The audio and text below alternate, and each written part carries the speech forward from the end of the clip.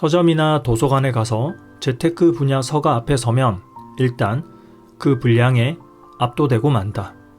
돈에 관한 책은 너무 많아서 머리가 핑 돌 지경이다. 나도 이 책을 썼으니 그 점에서는 못할 짓을 했다. 문제는 분량만이 아니다. 저마다 다른 소리를 하는 것도 사람을 질리게 만든다.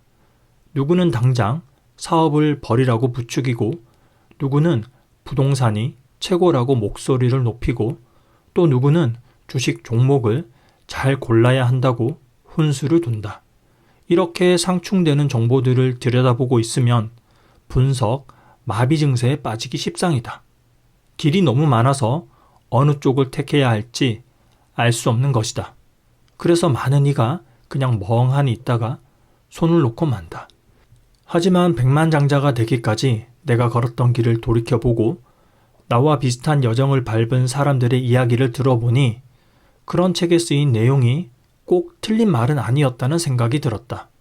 의견이 제각각인 이유는 돈 버는 길이 한 가지가 아니기 때문이다.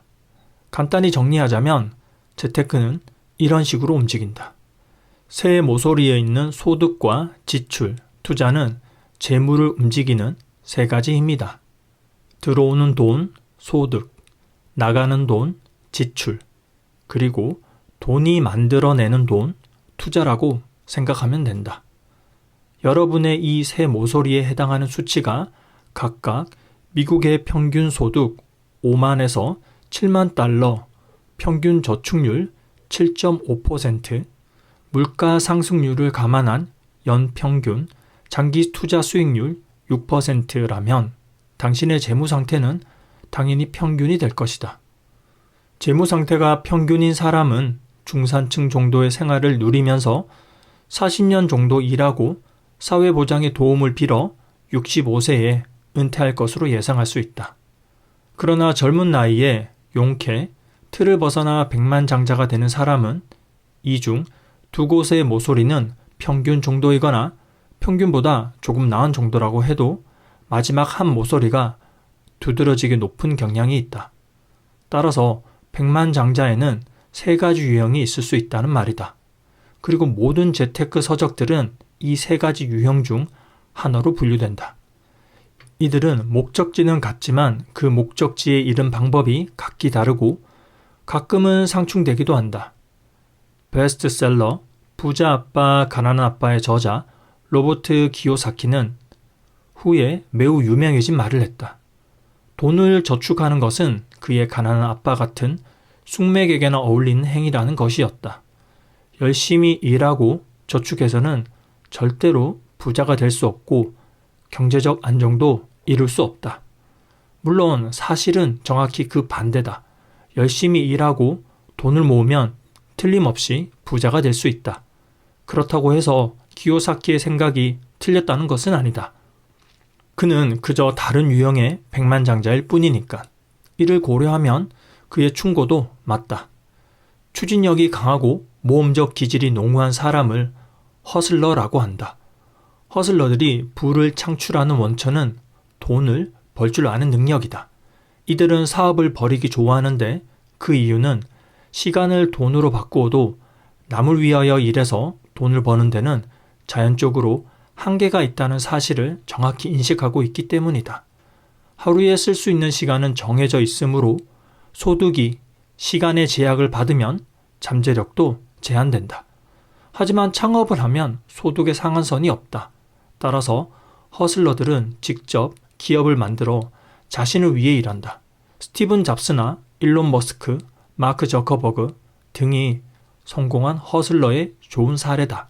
허슬러들은 돈을 벌 수 있는 방법이 무궁무진하다는 사실을 알고 있으며 틈만 나면 다음 사업을 벌인다. 그들에게 돈은 끝도 없이 솟아나는 자원이어서 지출을 억제하는 것에는 큰 관심이 없다. 돈이 떨어져도 더 많이 벌면 되니까. 허슬러들은 위험을 즐기며 어느 정도 확신이 서면 모든 것을 건다. 이런 모험 기질이야말로 그들을 성공으로 이끌어주는 큰 원동력이지만 동시에 실패의 원인이 되기도 한다. 일론 머스크는 페이팔을 이베이에 팔아 한순간에 2억 달러의 현금을 거머쥐었다. 하지만 그 돈을 모두 테슬라에 쏟아부었고 결국 2010년 아내와의 이혼 소송에서 자신의 파산 사실을 인정했다. 2억 달러를 잡았다가 순식간에 빈손이 된 것이다. 평생 써도 다 못 쓸 정도의 돈을 어떻게 순식간에 쓰는지 어이가 없을 뿐이다. 물론 테슬라는 누구나 아는 세계적인 브랜드가 되었다.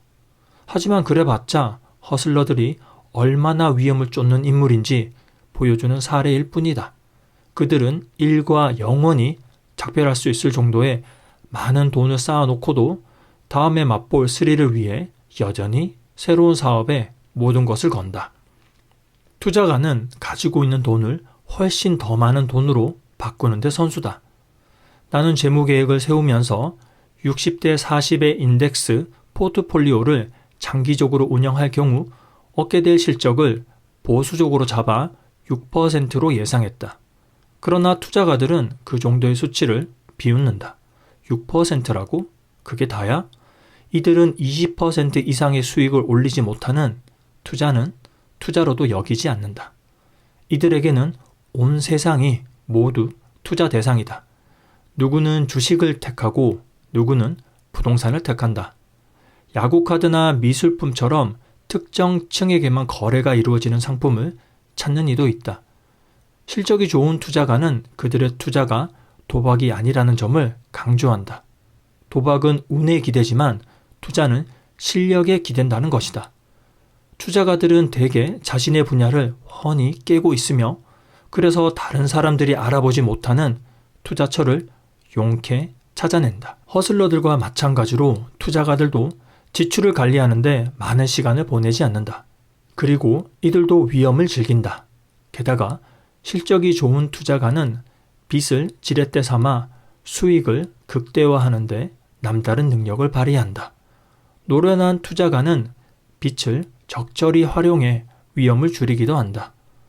투자가의 행보에서 가장 위험한 부분은 초기에 운이 좋아서 이긴 게임을 두고 실력으로 이긴 것이라고 착각하는 것이다. 사실 꾸준히 공부하는 투자가는 극히 드물다. 10장에서 언급했듯이 월스트리트에서 활약하는 액티브 펀드 매니저들 중 특정 연도에 시장을 이긴 사람은 15%에 불과했다.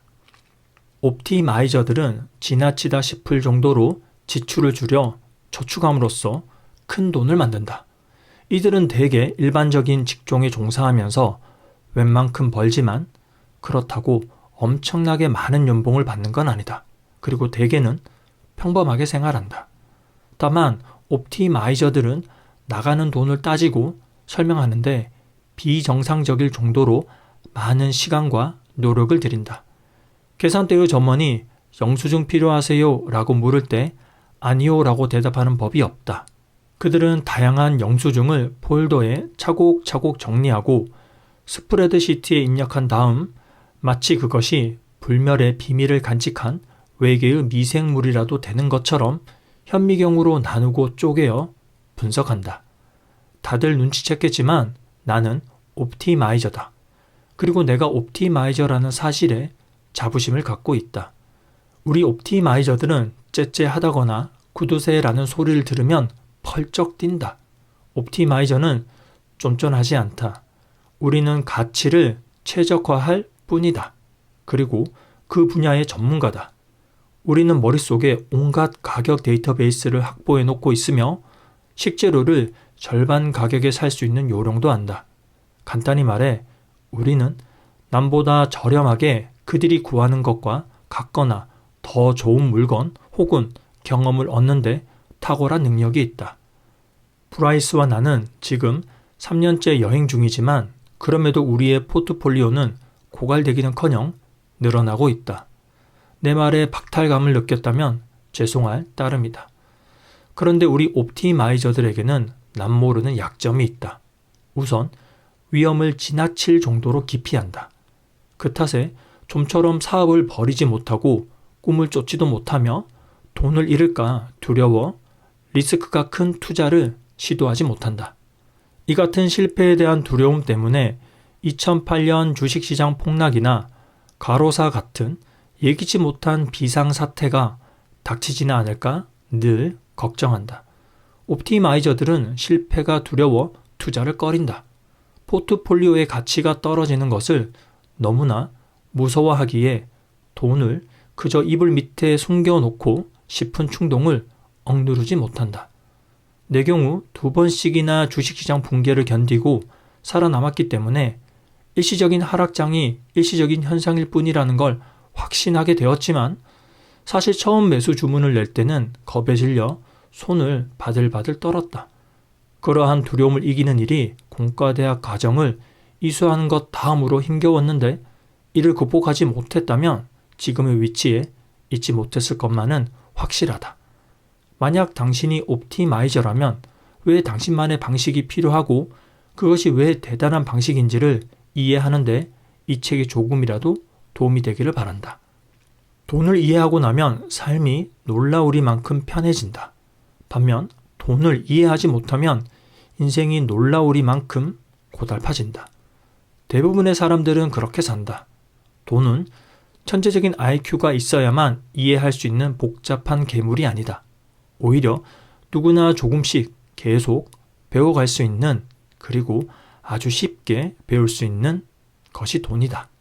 다만 그런 사소한 배움이 하나로 모일 때 그 지식은 엄청난 힘을 발휘한다. 나는 오랫동안 돈을 제대로 이해하지 못했다. 하지만 돈을 이해하고 나서부터 내 인생은 다른 어떤 것보다 내가 마음대로 통제할 수 있는 대상이 되었다. 돈은 끊임없이 걱정해야 하는 대상이 아니라 내게 자유를 주는 대상이다. 나는 더 이상 돈 걱정을 하지 않는다. 어디 그뿐인가? 내가 갈라파고스에서 스쿠버 다이빙을 즐기는 동안에도 돈은 저 혼자 불어나고 있다. 당신도 돈을 이해했으면 좋겠다. 그래서 더 이상 돈 때문에 스트레스 받지 않았으면 좋겠다. 카드 명세서나 통장을 들여다보기가 두렵거나 일자리를 잃지 않을까 정정긍긍하는 일이 없었으면 좋겠다. 당신도 나처럼 느긋하게 여유를 가지고 인생을 즐겼으면 좋겠다. 이제는 작별할 시간인 것 같다. 적어도 지금은 말이다. 가난을 벗어나 백만장자에 이르는 내 여정은 고든 길도 아니었고 쉬운 길도 아니었다. 하지만 누구나 따라갈 수 있는 길이다. 그 점이 중요하다. 내가 했으면 당신도 할 수 있고 내가 이루었으면 당신도 이룰 수 있다. 할 일이라고는 내 방식을 따라하는 것뿐이다. 나는 새로운 버전의 스냅챗을 만들지도 아마존 주식이 $10일 때 투자하지도 않았다. 한 것이라고는 열심히 일하고 들어온 돈을 한 푼도 허투루 쓰지 않고 평균보다는 높지만 터무니없이 높지는 않은 월급을 발판으로 $1,000,000를 창출하는 시스템을 갖춰 30살에 은퇴한 것뿐이다. 여기까지 읽었다면 이제 돈을 이해하게 됐을 것이다. 그렇다면 인생이 편해질 일만 남았다. 행운을 빈다. 감사합니다.